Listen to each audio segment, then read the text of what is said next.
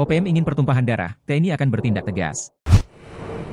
TNI geram dengan ulah Organisasi Papua Merdeka, OPM, yang kembali menghilangkan nyawa warga sipil.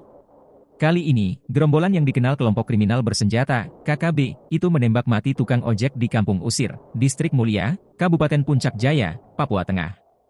Warga tersebut meninggal dunia ditembak OPM, dengan luka tembak di bagian kepala pada malam hari sekitar pukul 19 WIB. OPM selalu menginginkan pertumpahan darah dan ingin masyarakat menderita. Mereka penjahat-penjahat kemanusiaan, ujar Letkol Infantri Chandra Kurniawan dalam keterangannya, Sabtu, 1 Juni 2024. Sesungguhnya OPM adalah gerombolan, penjahat yang menginginkan Papua terpuruk, lanjutnya. Kapendam 17, Cendrawasih Letkol Infantri Chandra Kurniawan juga mengatakan, TNI akan bertindak tegas terhadap OPM.